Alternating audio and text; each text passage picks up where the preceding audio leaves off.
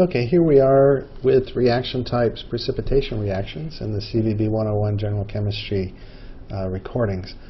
I have to apologize. I posted a recording that did not have any video. It's for some reason or another I had it set incorrectly and the video didn't show up. So this is a replacement for that.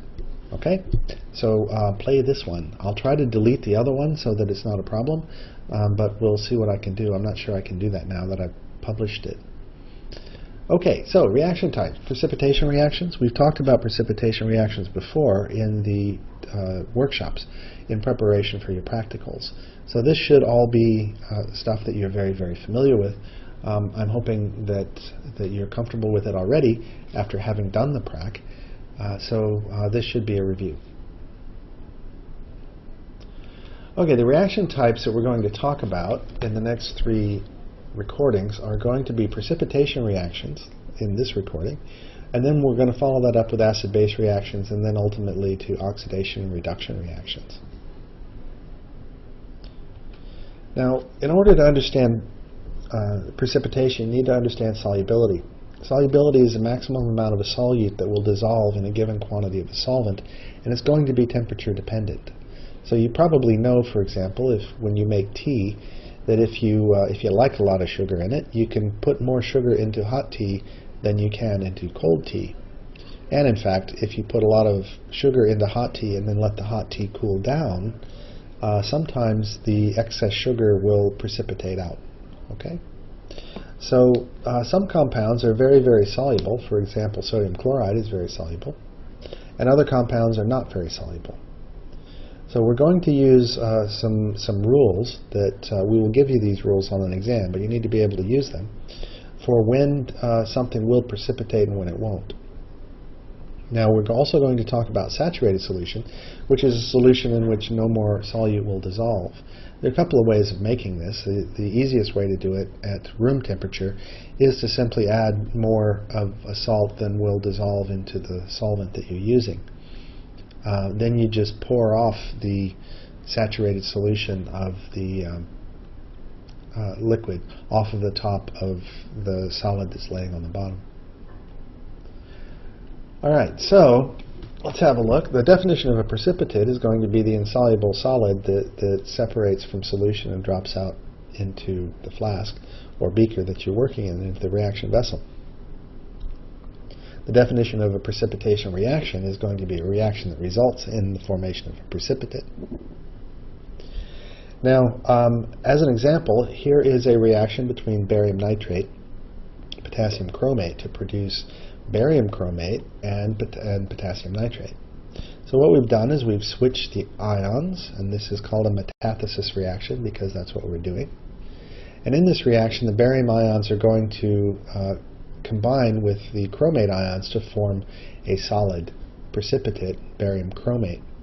So remember when we were talking about this stuff in the workshop, one of the things that I talked about was solvent separation. So when you take an ionic compound that is soluble in water and you toss it into water, the water molecules will work its way in between the two ions, separate those two ions, and then solvate them by wrapping solvent molecules all the way around them.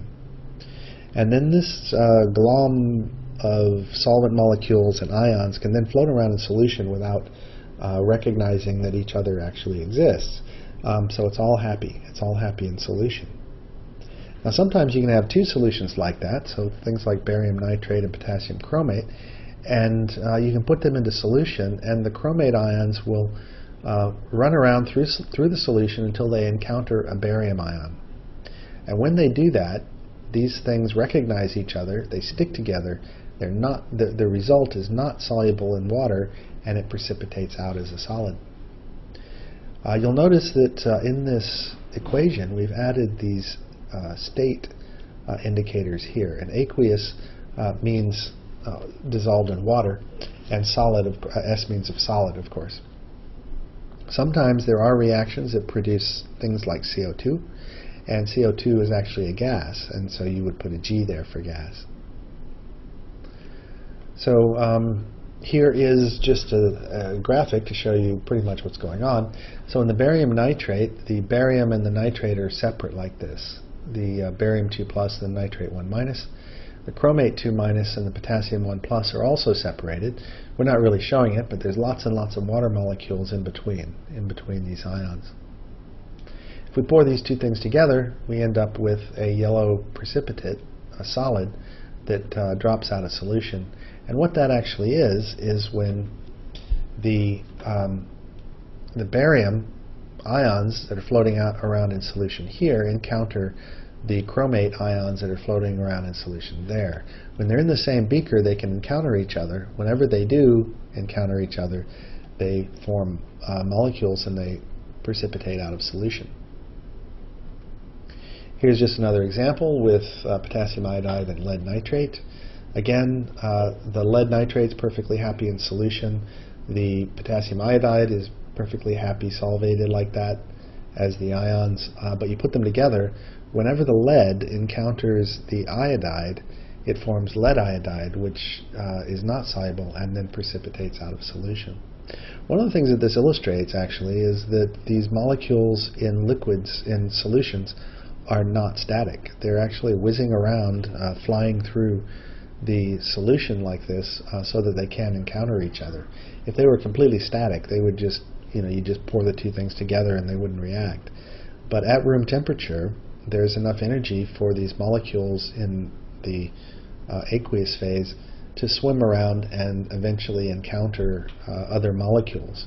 And then once those molecules encounter each other, then the solubility rules come into play. So it's important now to start to focus on the species present in solution. So we use these indicators, S for solid, AQ for aqueous. If we had barium metal, this would be the solid. Barium 2+ is the aqueous ion. Barium nitrate, written this way, is with an S next to it, means that this is the solid that you would buy in a bottle somewhere that you could weigh out on a balance, for example. If you took this stuff and tossed it into water, however, it would ionize into barium 2+ and nitrate 1- in aqueous solution, and that's why we call it aqueous. So it's really important to make sure that you put those symbols in. And as I mentioned, sometimes some of the reactants or products might actually be gases. So here are the solubility rules, and they're pretty straightforward. I'm not going to make you memorize them, but after you've done a bunch of these kinds of problems, you will start to see certain trends. You'll recognize that this nitrate is very commonly used when you want something to be soluble. You typically choose the nitrate salt because the compounds containing nitrates are always soluble with no important exceptions. With the halogens, which are of course very common, these are mostly soluble compounds with a few exceptions, notable exceptions including silver, mercury, and lead, and occasionally strontium and barium for the sulfate ion. Insoluble, so just like the NO3- is very commonly used when you want to look at something that is soluble, there are some of these that are very commonly used, like the hydroxides, the carbonates, and the sulfides, that are used to, if you want a salt that is not going to be soluble in water. Now there are some exceptions to each of these. So ammonium acts very much like an alkali metal in that regard. It's a 1+ ion, so it's very similar to potassium or sodium or lithium or whatever, cesium. And those alkali metals, that is the group 1 metals, or the first family in the periodic table, the first column, those metals and ammonium are always going to be soluble, no matter what the other ion is. So if we give you an example, we've now put the table up in the upper right-hand corner so you can see it, but now we're going to show you an example. If you have magnesium nitrate and sodium hydroxide, magnesium nitrate is soluble because nitrates are always soluble. Sodium hydroxide is soluble because alkali metals are always soluble, right? So these are both soluble, which means they're broken down into their individual ions like this: magnesium 2+, nitrate 1-, sodium 1+, and hydroxide 1-. You can then consider the possible combinations, the recombination, so it can recombine back to these molecules, but we know these guys are soluble. So what happens if we swap them? And this is what a metathesis reaction actually is. If we swap them, we can potentially make magnesium hydroxide and sodium nitrate, which is simply swapping the ions. So once you've done that, you need to determine whether or not any of these combinations are going to be insoluble using these guidelines. Well, we know that sodium nitrate is going to be aqueous, right? Because sodium is an alkali metal which is always soluble, and the nitrate is the one thing that we always remember is always soluble with no important exceptions. The magnesium hydroxide, however, is another story. The hydroxides are always insoluble. They will always produce a precipitate, unless, of course, you happen to be ammonium, calcium 2+, strontium 2+, or barium 2+, or any of the alkali metals.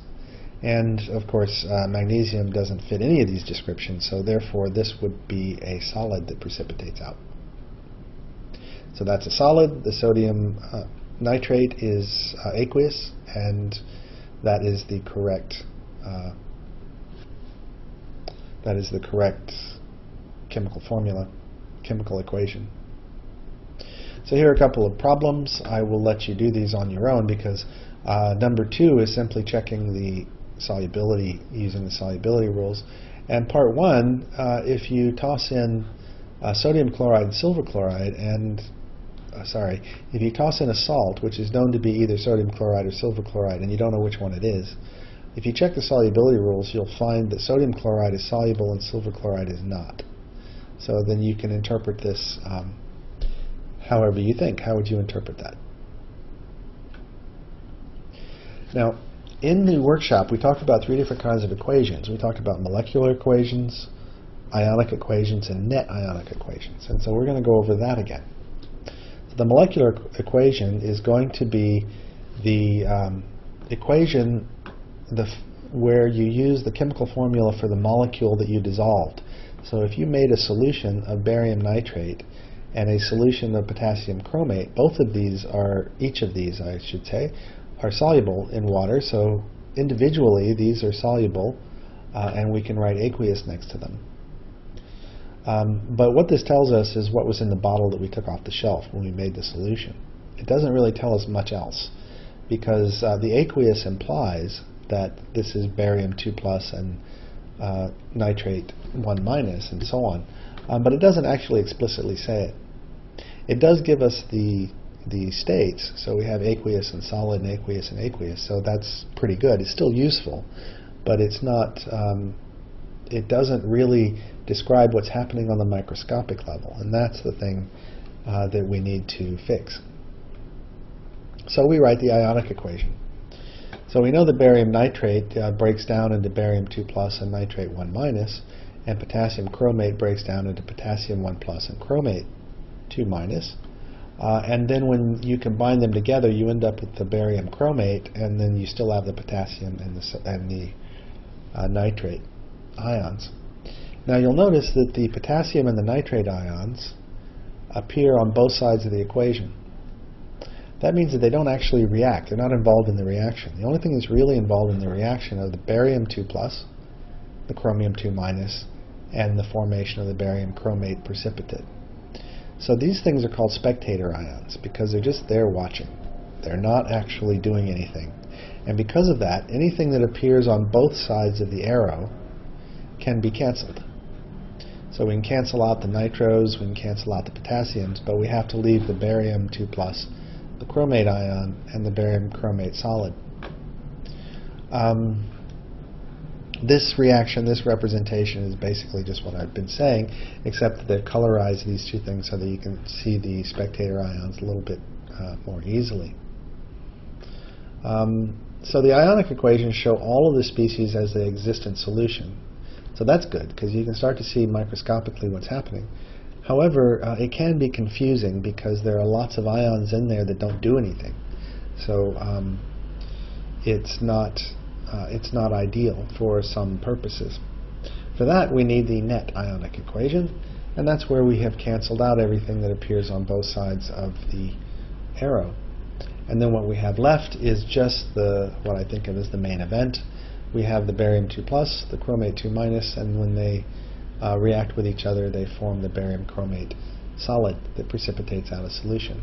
It's short, it's sweet, it shows exactly what's reacting.